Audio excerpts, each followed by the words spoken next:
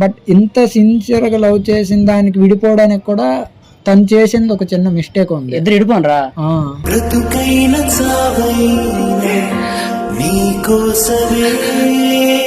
ఆ పిక్స్ తో పాటు మేమిద్దరం కూడా కలిసి తీసుకున్న పిక్ బై మిస్టేక్ లో పంపించింది. గాయాలు చేసావు ఈ జన్మకు, భారాన్ని వేసావు నా జన్మకు. హాయ్ ఫ్రెండ్స్, కనిపిస్తుంది కదా, ఇటు మాకు బావ అవుతాడు. చిన్నప్పటి నుంచి చాలా కష్టాలు అయితే పడ్డాడు. మావాడు స్టోరీ మీ అందరికి కూడా చెప్పాలనుకుంటున్నా, వినండి. మీ లైఫ్లో కూడా ఎన్నో బాధలు ఉంటాయి. ఒకసారి మావాడు స్టోరీతో పోల్చుకుంటే మీరు కొంచెమైనా చేంజ్ అవ్వచ్చేమో.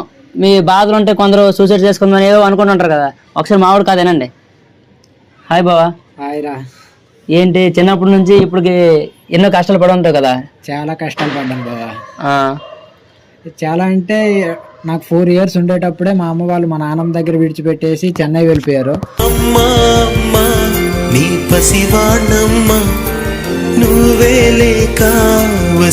సో ఆ 4 సంవత్సరాల నుండి 5th class చదివినంత వరకు, అంటే అరౌండ్ 9 years వరకు మా నాన్నమ్మ దగ్గర ఉండే చదువుకున్నా. మా అమ్మ వాళ్ళు చెన్నై నుండి ఎప్పుడో పండగ పున్నాక వచ్చేవాళ్ళు, వెళ్ళిపోయేవాళ్ళు అంతే. ఫస్ట్లో ఒక 2-3 times అయితే బాగా ఏడ్చాను. అంటే వస్తున్నారు, వెళ్ళిపోతున్నారు, నన్ను వదిలేసి వెళ్ళిపోతున్నారు, నేను వాళ్ళ దగ్గరే ఉండాలని నాకు చాలా కోరిక ఉండేది. కానీ వాళ్ళు మా ఇంటి దగ్గర పరిస్థితి బాగోలేక వాళ్ళు చెన్నైలో ఉండేవాళ్ళు, నేను మా నాన్నమ్మ దగ్గర ఉండి చదువుకునేవాడిని. ఒక 4-5 times అట్లా అయిన తర్వాత నేను రియలైజ్ అయ్యాను అనమాట. ఓకే, వీళ్ళుగా వస్తారు, వెళ్ళిపోతారు, దాని గురించి మనం పెద్దగా పట్టించుకోవాల్సిన పని లేదు.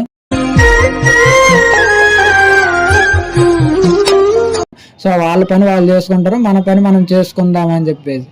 సో 4 సంవత్సరాలు, 4వ క్లాస్ వరకు మా నాన్నమ్మ దగ్గర చదువుకున్నా. 5th నుండి 7th వరకు వచ్చి మా అమ్మమ్మ వాళ్ళ ఇంటి దగ్గర చదువుకున్నా. అప్పుడు కూడా మా అమ్మ వాళ్ళతో లేను. సో అప్పుడు కూడా సేమ్ ఇట్లానే ఏమైనా అవసరానికి డబ్బులు ఏమైనా కావాలంటే పంపించేవాళ్ళు. ఎప్పుడో పండగ పున్నాక వస్తే చూసి వెళ్ళిపోవడం అంతే. వాళ్ళతో నేను ఉండేది ఆ పండగకు వచ్చిన 10 రోజులు, లేదంటే దసరాకి ఎప్పుడైనా వస్తే ఆ ఉండే 10 రోజులు, వారం రోజులు, అదే నేను ఆ సంవత్సరం మొత్తంలో ఉండేది వాళ్ళతో. Okay okay. అంటే ఇప్పుడు నువ్వు మీ నాన్నమ్మ ఇంటి దగ్గర ఉండేవాడు. అయితే అక్కడక్కడ చిన్న లవ్ స్టోరీ ఉంటది కదా, స్కూల్ నుంచి కాలేజ్ టైంలోనా? స్కూలు కాలేజ్ టైంలో అయితే లవ్ స్టోరీస్ ఏం లేవు.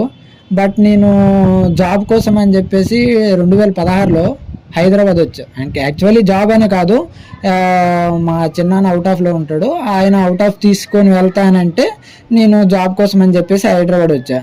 హోటల్ మేనేజ్మెంట్ 2 months కోచింగ్ తీసుకున్నా. జాబ్లో జాయిన్ అయ్యా. జాయిన్ అయిన ఒక 6 monthsకి లవ్ స్టోరీ స్టార్ట్ అయింది.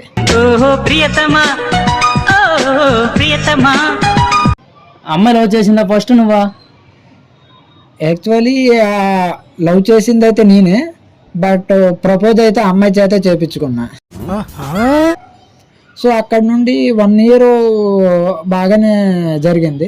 అమ్మాయికి నేనంటే చాలా ఇష్టం. నాకు ఎట్లా తెలిసిందంటే, ఆ అమ్మాయి వాళ్ళ డాడీ ఇంటికి తీసుకుని వెళ్ళేటప్పుడు బాగా ఏడ్చిందంట. అది నాకు వాళ్ళ రూమ్లో ఉండే ఫ్రెండ్స్ నాకు చెప్పారు. అప్పుడు నాకు, బట్ ఇంత సిన్సియర్గా లవ్ చేసిన దానికి విడిపోవడానికి కూడా తను చేసింది ఒక చిన్న మిస్టేక్ ఉంది. ఇద్దరు విడిపోనరా?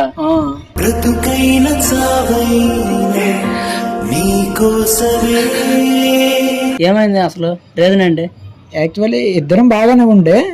ఆ అమ్మాయి వాళ్ళ చిన్నాన్న ఏం చేశాడంటే, నార్మల్గా ఏవో పిక్స్ పెట్టమని చెప్పేసి కాల్ చేసి అడిగాడంట అమ్మాయికి. మేబీ మ్యారేజెస్, సంబంధాలు చూడడానికి అవ్వచ్చు, దేనికనేది మనకి ఎగ్జాక్ట్గా తెలియదు.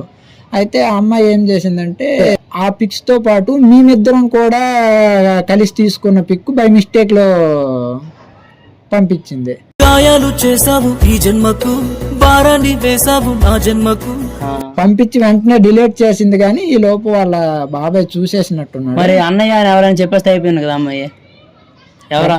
ఆ అమ్మాయికి డైరెక్ట్ గా అడగలేదంట, ఎవరు ఏంటి అని ఏం అడగలేదంట. తర్వాత ఒక 1 week తర్వాత వాళ్ళ చిన్నాన్న వచ్చాడు, మరి వద్దు ఇంటికి వెళ్ళిపోదామని చెప్పేసి సడన్లీ తీసుకొని వెళ్ళిపోయాడు. తీసుకొని వెళ్ళిపోయిన తర్వాత అక్కడికి 1 week తర్వాత మళ్ళీ రిటర్న్ వచ్చిందనమాట. అంటే తన రూమ్లో ఉండే సామాన్లు అవన్నీ తీసుకొని వెళ్ళడానికి వచ్చినప్పుడు వాళ్ళ ఫ్రెండ్స్తో చెప్పింది. అంటే నాకు కాల్ చేసింది, నేను ఇట్లా వచ్చాను, ఒకసారి రా అంటే నేను వెళ్ళాను. అదే మా ఇద్దరికి లాస్ట్ మీటింగ్. అప్పుడు ఏమైనా మాట్లాడిందా నీతోనే? పట్టుకొని ఏడ్చేసింది. గుండె ఆగిపోయినట్టు ఉన్నదే ప్రాణం వీడి. అంతే. ఇంకా మరి నేను అన్నాను, మరి నీకు అంత కష్టంగా ఉంటే మరి ఉండిపోవచ్చు కదా అని అంటే, మరి లేదు, నాకు జరిగిన విషయం ఏం చెప్పలేదన్నమాట. లేదు మా ఇంటి వాళ్ళు అర్జెంటుగా వచ్చేయమన్నారు అని చెప్పింది. తర్వాత వాళ్ళ ఫ్రెండ్స్కి చెప్పిందంట, ఇట్లా దానివల్లే ప్రాబ్లం వచ్చిందో ఏమో, మా చిన్నాన్న వచ్చి తీసుకొని వెళ్ళిపోయాడు, నాకు ఉమా అంటే చాలా ఇష్టము. అంటే నాకు అంటే ఊర్లో అయితే మహేష్ అని పిలుస్తారు, కానీ హాస్టల్లో కాలేజీలో చదువుకుందంటే నా నేమ్ ఉమా మహేష్. ఉమా అంటే నాకు చాలా ఇష్టం అని చెప్పేసి చెప్పిందంట. చెప్పితే వాళ్ళు కాల్ చేసి, అన్నయ్య నువ్వంటే చాలా ఇష్టము, పాపం రోజు నైట్ మొత్తం ఏడ్చిందంట. నువ్వు ఇష్టం అన్నప్పుడు మీ అమ్మ నాన్న గుర్తు రాలే నాకు తిరిగినప్పుడు.